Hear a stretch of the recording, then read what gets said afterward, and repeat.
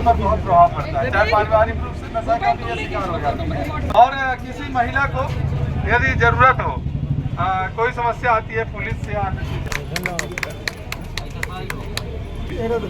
आप जाइए ना, एक बढ़िया खिंचवाते हैं हम खिंचवाए। अच्छा हाँ हम लोगों ने भी खिंचवाए वीडियो बनाते हैं।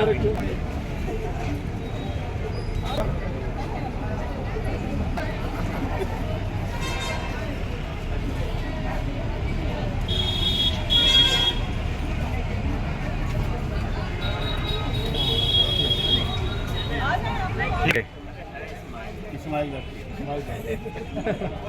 अब तुम चले जा, उमेश जा, तुम उमेश आप भी काम हम बना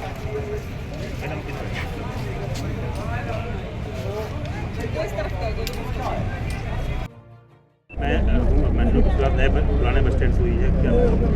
सहयोग, सम्मान और समानता के लिए पुलिस डिपार्टमेंट द्वारा मैं हूं अभिमन्यु नामक अभियान चलाया जा रहा है। ये अभियान ऐसे दुष्परंपराओं को, ऐसे दुष्चक्र को तोड़ने का है जो समाज में गहराई तक बसी हुई हैं और जो महिलाओं के खिलाफ हैं, जैसे नशा, दहेज, रूढ़िवादिता, अश्लीलता, असंवेदनशीलता, भ्रूण हत्या, अशिक्षा और लिंगभेद जैसी समस्याएं हैं जिन्हें हम परंपरागत तौर पर मानते हैं और महिलाओं को इसके कारण काफ़ी अपराधों का सामना करना पड़ता है। तो इन सब दुष्चक्र को तोड़ने के लिए मैं हूं अभिमन्यु नामक अभियान डिपार्टमेंट द्वारा चलाया जा रहा है, जिससे कि अपराधों में कमी आए एवं लोगों में जागरूकता फैले कि महिलाओं के प्रति संवेदनशील रहना कितना आवश्यक है और महिलाओं के लिए शिक्षित करना, भ्रूण हत्या को रोकना, इस तरीके के जो प्रचार हैं किए जा रहे हैं लगातार डिपार्टमेंट द्वारा। मुख्यतः ये जो कार्यक्रम है ये महिला सशक्तिकरण को लेकर है और पुरुषों के भीतर भी इस बात की सोच को उत्पन्न करना है कि वो ये समझें कि महिलाओं और बच्चियों का पढ़ना कितना आवश्यक है, शिक्षित होना बच्चियों का कितना आवश्यक है। एक बच्ची यदि शिक्षित होती है तो वो आगे जाकर विवाहित होती है, उसके बच्चे होते हैं तो कितनी ही पीढ़ी शिक्षित होती हैं। तो ये जो हमारी नई पौध है, आएगी जो नई पौध है, उसको भी शिक्षित करना बहुत आवश्यक है, उसको इस तरीके से बताना बहुत आवश्यक है कि सबके प्रति संवेदनशीलता रखना बहुत ज़रूरी है और जो रूढ़िवादिताएं हैं उनको तोड़ने की बहुत ज़्यादा आवश्यकता है। तो श्रीमान पुलिस अधीक्षक महोदय के मार्गदर्शन में मैं हूं अभिमन्यु अभियान चलाया जा रहा है और इसका प्रचार प्रसार हम आज बस स्टैंड में करने आए हैं, जहां काफ़ी लोगों ने हमारा सहयोग किया। बच्चियां भी हैं यहाँ और पुरुष भी हैं, कई पिता भी हैं और कई बच्चे भी हैं, तो सभी ने काफ़ी सपोर्ट किया है। जैसे बच्चियां हैं आगे माँ बनेंगी तो इनको भी अपनी बच्चियों को यही सिखाना है कि आप वैचारिक रूप से सशक्त रहें, आप मजबूत रहें, आप शिक्षित रहें और तभी आप अपने डिसीजंस खुद ले सकती हैं, किसी पर डिपेंड होने की आपको ज़रूरत नहीं है।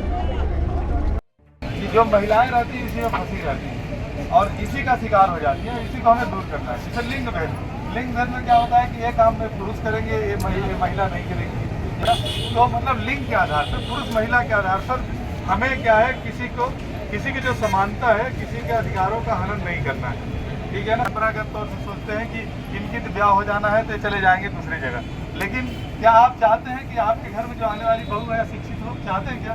जब आप पढ़ाएंगे वो कहीं की बहू बनेगी और कहीं की पढ़ी लड़की रहेगी, वो तो आपके यहाँ की घर आएगी।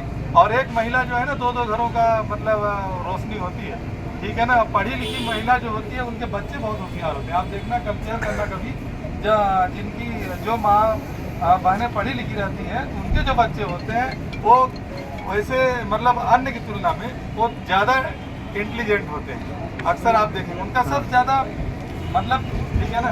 अब भ्रूण हत्या कभी क्या होता है कि जैसे सोनोग्राफी सिस्टम पे प्रतिबंध है, लेकिन चोरी छुप के लोग क्या करते हैं कि जैसे पेट में बच्चा आया 4 महीने का होगा तो जाके चेक करा देते हैं कि लड़का है कि लड़की है, और जब लड़की रहती है तो उसे क्या करते हैं, उसका एबार्शन कराने का प्रयास करने लगते हैं, जबकि ये बहुत ही गंभीर अपराध है, इसमें बहुत सजा है।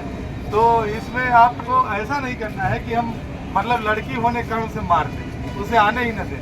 बहुत से मैडम है, हमें सीएसपी है यहाँ पे, कलेक्टर मैडम को देख लो, अपने जिले की जो कलेक्टर है, हाँ वो भी महिला। यदि उनके साथ ऐसे होता है, यदि भ्रूण मतलब के गर्भ में ही उन्हें मार दिया तो कलेक्टर हम कहाँ पाते हैं, ठीक है ना। इसलिए ऐसी गलतियाँ हमें नहीं करना है।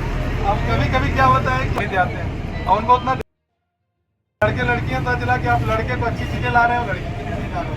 ये चीज़ों का ध्यान रखना है हमें एकदम, मतलब इसको हम नहीं कर रहे हैं, इसको फोकस ज़्यादा कर रहे हैं, उसको नहीं कर रहे हैं और प्रचार प्रसार कर दिया जाता है। इन सब चीज़ से हमें क्या है, उससे बचना है, ठीक है। तो हमें उस मतलब समानता की ओर और सबके विकास की ओर कदम बढ़ाना है। दहेज लेना है अच्छा मतलब संस्कारित बनाने में, शिक्षित बनाने। नमस्कार, मैं डॉक्टर अखिलेश पटेल, संचालक नेशनल हॉस्पिटल रीवा से।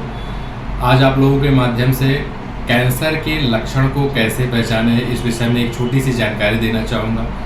बात करें कि विंध्य क्षेत्र में पुरुषों में सबसे ज़्यादा कैंसर मुख का कैंसर होता है।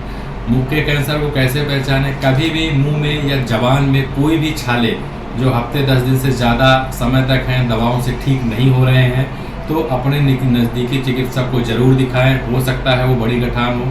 लक्षण जो है शुरुआत में ही पहचान में आ जाते हैं तो उसका संपूर्ण इलाज हो सकता है। दूसरी बात करें महिलाओं में, तो महिलाओं में विंध्य क्षेत्र में बच्चेदानी का कैंसर और ब्रेस्ट छाती की गठान का कैंसर सामान्यतः पाया जाता है। उसमें अपन बात करें लक्षण क्या आते हैं, तो छाती में यदि किसी भी लेडीज़ को, यदि वो 30 साल या 35 साल से ऊपर की हैं, कैसे भी असामान्य गठान छाती में महसूस होती है तो अपने नज़दीकी चिकित्सक को ज़रूर दिखाएं। वो सामान्य या असामान्य या कैंसर जैसे भी बीमारी हो सकती है। और महिलाओं की दूसरी जो सबसे बड़ी बीमारी है वो होती है बच्चेदानी का कैंसर। बच्चेदानी का कैंसर अमूमन 40 वर्ष के ऊपर की ही महिलाओं में पाया जाता है।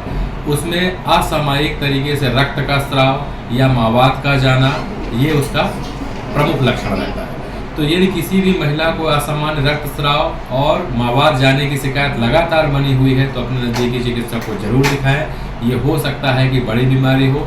समय रहते यदि इसका पता लगा लिया गया तो इसका इलाज पूरी तरीके से उपलब्ध है। और ये इलाज हम नेशनल अस्पताल रीवा में आयुष्मान, ESIC एवं विभिन्न सरकारी योजनाओं के द्वारा निःशुल्क उपलब्ध कराने के लिए संकल्पित। नमस्कार।